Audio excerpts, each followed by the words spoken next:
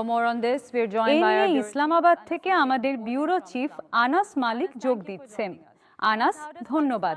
Trump ইরানের উপর থেকে সব নৌ নিষেধাজ্ঞা তুলে নেওয়ার পর পাকিস্তান এই ভূ রাজনৈতিক প্রভাবকে কিভাবে দেখছে?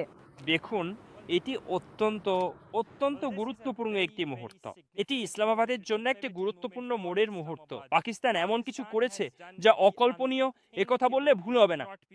এটি যুক্তরাষ্ট্র ও ইরানের মধ্যে ৪৭ বছরের বৈরিতার ফল, এবং সবকিছু এসে ঠেকেছে এই মুহূর্তে, যেখানে পাকিস্তান এখন একটি চুক্তির ঘোষণা দিয়েছে। একটি চুক্তি যা যুক্তরাষ্ট্র ও ইরানের মধ্যে হয়েছে, এবং ইরানও এই চুক্তি নিশ্চিত করেছে।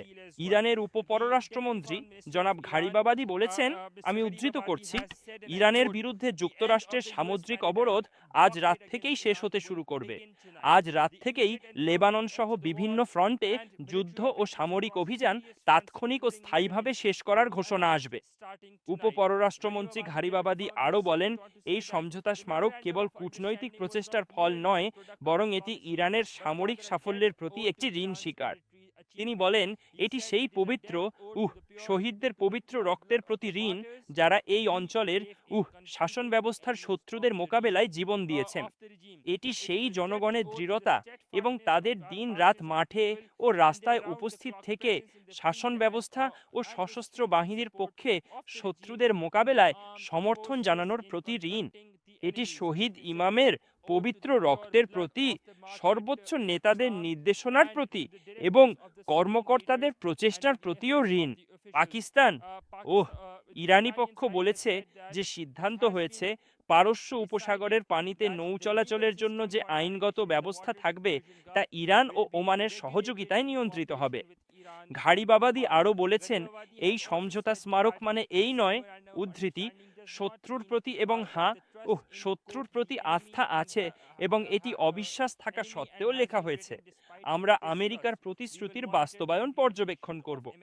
ইরানের উপপ্রধানমন্ত্রী উপপররাষ্ট্রমন্ত্রী বলেছেন, শত্রু যে শত্রু এই হামলা চালিয়েছিল তার, উদ্ধৃতি, অশুভ উদ্দেশ্য বাস্তবায়নের জন্য সে তার সব লক্ষ্যেই পরাজিত হয়েছে এবং ইসলামী প্রজাতন্ত্র ইরান যুদ্ধে বড় ধরনের বিজয় অর্জন করেছে।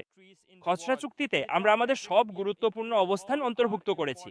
সরকারিভাবে স্বাক্ষরের পর সমঝোতা স্মারকের পাঠ প্রকাশ করা হবে।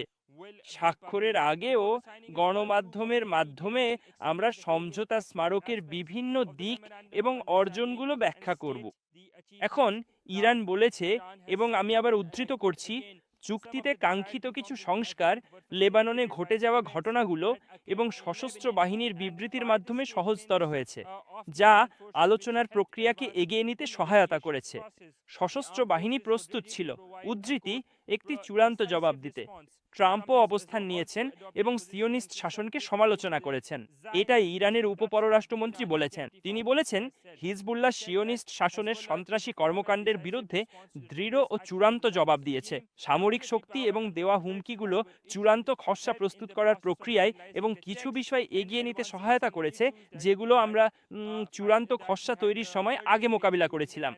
ইরানও এই চূড়ান্ত চুক্তির বিষয়টি আনুষ্ঠানিকভাবে নিশ্চিত করেছে এবং তারা জানিয়েছে যে এটি সুইজারল্যান্ডে আগামী শুক্রবার অনুষ্ঠিত হতে যাচ্ছে, যেখানে একটি চূড়ান্ত চুক্তিতে পৌঁছানোর লক্ষ্যে পরবর্তী ৬০ দিনের মধ্যে বিস্তারিত আলোচনার মাধ্যমে সিদ্ধান্ত নেওয়া হবে। এটা এক বিশাল মুহূর্ত। এটা এমন কিছু যা পাকিস্তান ৫৫ বছর পর করেছে। ৫৫ বছর আগে ১৯৭১ সালে তখনকার পাকিস্তান অকল্পনীয় কিছু করেছিল। অকল্পনীয় ঠিক সেই অর্থে যেমন পাকিস্তান যুক্তরাষ্ট্র ও চীনের মধ্যে পুনর্মিলন ঘটিয়েছিল। ৫৫ বছর পর আবারও বিশ্বমঞ্চে উজ্জ্বল হওয়ার মুহূর্ত এসেছে। পাকিস্তান এমন কিছু করেছে যা কোনো দেশ কখনো ভাবেনি। এটি ইরান, ইসলামী প্রজাতন্ত্র ও যুক্তরাষ্ট্রের মধ্যে শত্রুতার অবসান ঘটাতে যাচ্ছে। এটি দুই দেশের মধ্যে বিদ্যমান শত্রুতার অবসানের পথে প্রথম পদক্ষেপ। এটা এক স্মরণীয় মুহূর্ত। এটা ইতিহাসের এক মুহূর্ত। এটা ইতিহাসের এমন এক মুহূর্ত যা সোনালী অক্ষরে লেখা থাকবে। এটা সময়ের এক মুহূর্ত এবং ইতিহাসের এমন এক মুহূর্ত যেখানে ইসলামাবাদের ভূমিকা থাকবে কেন্দ্রবিন্দুতে। যখনই বিশ্ব শান্তি আঞ্চলিক শান্তির কথা উঠবে, ইসলামাবাদ শান্তি, ইসলামাবাদ সমঝোতা স্মারককে সামনে আনা হবে, এবং আমার মনে হয় এটাই এর সবচেয়ে বড় দিক। বিশ্বব্যাপী প্রভাব, আঞ্চলিক প্রভাব, ভূ রাজনৈতিক প্রভাব, আমরা ইতিমধ্যেই তা দেখতে পাচ্ছি। তেলের দাম কমে গেছে। মার্কিন যুক্তরাষ্ট্র ও ইরানের চুক্তি চূড়ান্ত হওয়ার ঘোষণা আসার পরপরই তেলের দাম হঠাৎ করেই অনেকটা কমে গেছে, কারণ ব্যবসায়ীরা মনে করছেন হরমুজ প্রণালী ও বিস্তৃত অঞ্চলে ঝুঁকি কমে গেছে। ব্রেন্ট ক্রুডের দাম 3.4% কমে গেছে এবং এখন এটি প্রতি ব্যারেল $87.33 লেনদেন হচ্ছে। অন্যদিকে WTI ক্রুড, যা পাকিস্তানের জন্য সরাসরি গুরুত্বপূর্ণ কারণ পাকিস্তান ATWT মার্কেট থেকেই কেনে, সেটার দামও প্রতি ব্যারেল 3.2% কমে গেছে এবং বর্তমানে প্রতি ব্যারেল $84.88 লেনদেন হচ্ছে। তাই যেমনটা আমি বললাম, এটা এক বিশাল বিশাল মুহূর্ত। এটা এমন কিছু যা কল্পনাও করা যায় না। যদি আপনি 1-2 মাস আগে আমার সাথে কথা বলতেন, পাকিস্তান তখন এখানে ইসলামাবাদে, যেখানে আমি দাঁড়িয়ে আছি, আমার খুব কাছেই অকল্পনীয় কিছু করেছিল। এটাই পাকিস্তানের জাতীয় সংসদ ভবন। আলোচনাগুলো হয়েছিল আমার বাম পাশে, যেখানে সেরিনা হোটেল ছিল। সেই সময়েই 11ই এপ্রিল যুক্তরাষ্ট্র ও ইরানের মধ্যে এই আলোচনা হয়েছিল। পরে পাকিস্তান সেটি সহজতর করেছিল। এখন পাকিস্তান আবারও সেটি সহজতর করেছে। ঠিক আছে ফিজা।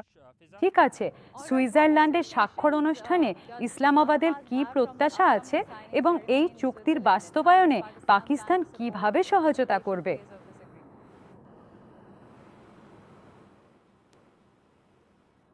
আসলে বলা ভুল হবে না যে পাকিস্তান পুরো প্রক্রিয়াটি সহজতর করবে, আর এই অর্থে পাকিস্তান কাতারের সঙ্গে একসাথে আলোচনা সহজতর করবে। এই আলোচনা, যা আসলে একটি পূর্বাভাস বা ভূমিকা হবে, মানে এই টেকনিক্যাল আলোচনাগুলো, ইসলামাবাদে যে আলোচনা হয়েছিল প্রায় 2 মাস আগে, সঠিকভাবে বললে প্রায় 63 দিন আগে, সেখানে আমরা দেখেছি যে সেই সময় আমরা দেখেছি পাকিস্তানের মধ্যস্থতায় ইতিমধ্যে টেকনিক্যাল পর্যায়ের আলোচনা অনুষ্ঠিত হয়েছিল এবং সেখানে একটি টেকনিক্যাল কমিটি বা মূল টেকনিক্যাল কমিটির 3টি উপকমিটি গঠিত হয়েছিল। প্রথমটি ছিল আইনগত, দ্বিতীয়টি রাজনৈতিক, আর তৃতীয়টি ছিল অর্থনৈতিক। এবং এমন এক পর্যায়ে পৌঁছেছিল যখন আলোচনাকারী দলের একটি তাদের টেকনিক্যাল টিমকে তাদের হোটেল থেকে আলোচনা অনুষ্ঠিত হওয়া হোটেলে স্থানান্তর করেছিল। এটা দেখায় বিষয়টার গুরুত্ব কতটা ছিল। তাহলে এই সময়ে যখন আমরা আপনাদের সঙ্গে কথা বলছি, এই সময়ে মূল লক্ষ্য হবে একটা ভূমিকা বা মূল আলোচনার জন্য কিছু প্রস্তুতি নেওয়া, যাতে যাতে এখন থেকে 19শে জুন পর্যন্ত কিছুটা বিশ্বাস গড়ে ওঠে। যেমনটা বলা হয়, ঠোঁট আর কাপের মাঝে অনেক ফাঁক থাকতে পারে, কিন্তু চুক্তিটা শেষ পর্যন্ত হতে হবে আর চুক্তিতে স্বাক্ষরও করতে হবে। তাই ইসলামাবাদের জন্য এটা এমন কিছু যেটা নিয়ে বুক চাপড়ে গর্ব করা যায়। একই সময়ে ইসলামাবাদ তার ভূমিকা পালন করতে থাকবে এবং সহায়তা করতেও থাকবে।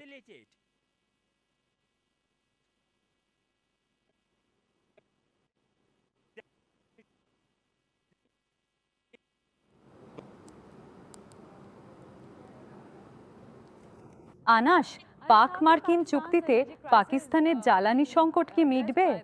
পাকিস্তান ও যুক্তরাষ্ট্রের নিশ্চয়তা থাকলেও তেহরানের অবস্থান কি? এই চুক্তি চূড়ান্ত হওয়া নিয়ে তেহরান থেকে কি আমাদের কোনো নিশ্চয়তা আছে?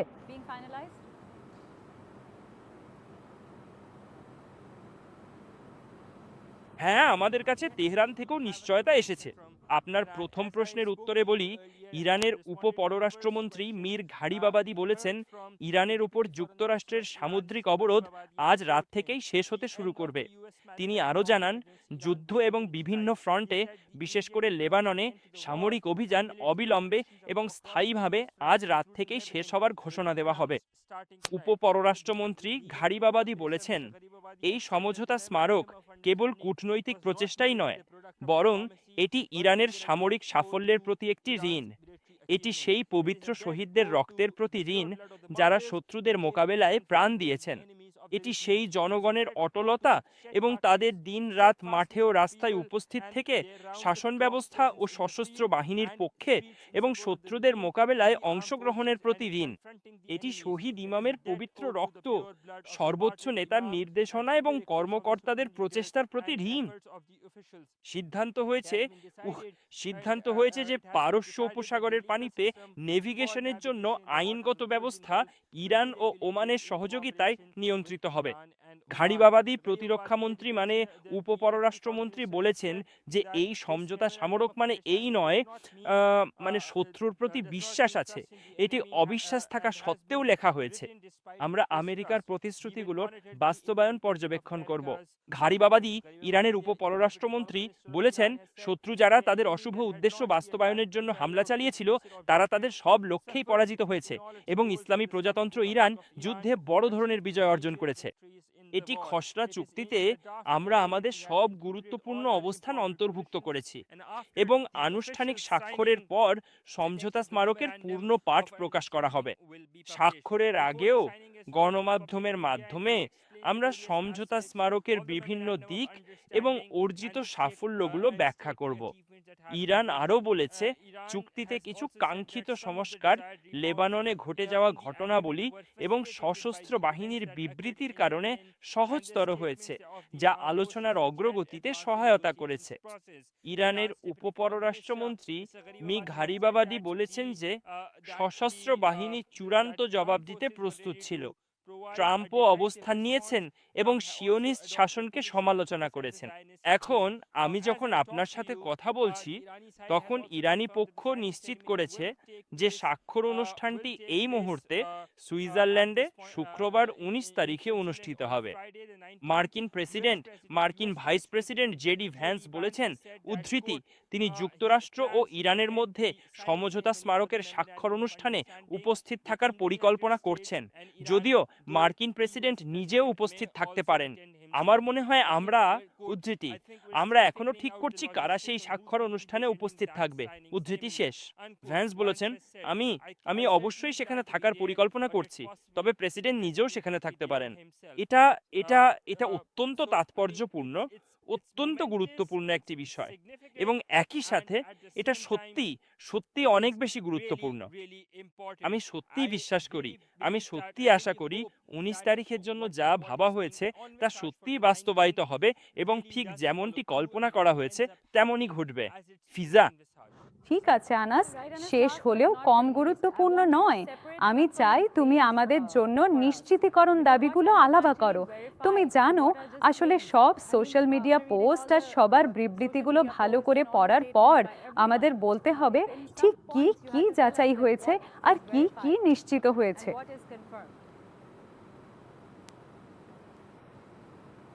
যা আমরা নিশ্চিত করতে পারি তা হলো ইরান ও যুক্তরাষ্ট্রের মধ্যে একটি চুক্তি পুনরায় চালু হচ্ছে, যা পাকিস্তানের মধ্যস্থতায় এবং তুরস্ক, কাতার, সৌদি আরব ও মিশরের সহায়তায় সম্পন্ন হয়েছে এবং এই চুক্তি সত্যিই হয়েছে।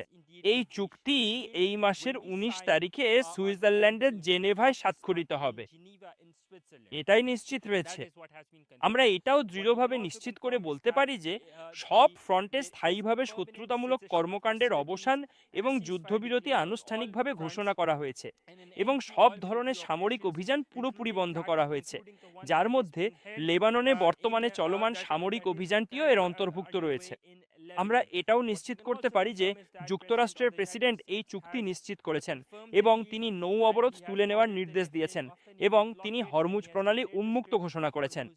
আমরা এটাও নিশ্চিত করতে পারি যে ইরানি পক্ষ চুক্তি হওয়ার বিষয়টি নিশ্চিত করেছে এবং চুক্তিটি 19 তারিখে স্বাক্ষরিত হবে। আমরা এটাও নিশ্চিত করতে পারি যে ইরানি পক্ষ তাদের দায়বদ্ধতার অংশও পালন করেছে এবং তারা বলেছে যে চুক্তিটি কার্যকর হবে এবং একটি বাস্তবায়ন প্রক্রিয়া থাকবে, তবে তারা চুক্তি সম্পন্ন হওয়ায় অত্যন্ত আনন্দিত। আমরা এটাও নিশ্চিত করতে পারি যে সম্ভবত যুক্তরাষ্ট্রের ভাইস প্রেসিডেন্ট অথবা খুব ভালোভাবেই যুক্তরাষ্ট্রের প্রেসিডেন্টও জেনেভায় যেতে পারেন এবং এই চুক্তি স্বাক্ষরের অংশ হতে পারেন। এগুলো কোনো দাবি নয়, এগুলো এমন নিশ্চিতকরণ যা সংশ্লিষ্ট সব পক্ষ থেকেই যাচাই করা হয়েছে। এটা ইসলামাবাদের জন্য এক ঐতিহাসিক মুহূর্ত, কারণ পাকিস্তান যা কেউ ভাবেনি সেটাই করেছে। ৫৫ বছর আগে ১৯৭১ সালে পাকিস্তান, চীন ও যুক্তরাষ্ট্রের মধ্যে সেই পুনর্মিলন ঘটিয়েছিল। তখন সবাই ভাবতো এমন কিছু কোনো দিনও সম্ভব নয়। ৫৫ বছর পর ইসলামাবাদ আবারও খবরের শিরোনামে। তবে দীর্ঘদিন ধরে যেভাবে নেতিবাচকভাবে গণমাধ্যমে উপস্থাপিত হয়েছে সেই কারণে নয়, বরং আবারও অসম্ভবকে সম্ভব করে দেখিয়েছে। যুক্তরাষ্ট্র ও ইসলামী প্রজাতন্ত্র ইরানের মধ্যে ৪৭ বছরের শত্রুতার অবসান ঘটিয়েছে। আর পাকিস্তানের জন্য, ইসলামাবাদের জন্য এটা এক আনন্দের উপলক্ষ, এটা এক ঐতিহাসিক মুহূর্ত। আর বিশ্ব শান্তি ও আঞ্চলিক স্থিতিশীলতার কথা যখনই উঠবে, যখনই যুক্তরাষ্ট্র ইরানের প্রসঙ্গ আসবে, তখনই ইসলামাবাদ সমঝোতা স্মারক, ইসলামাবাদ ঘোষণা সামনে থাকবে।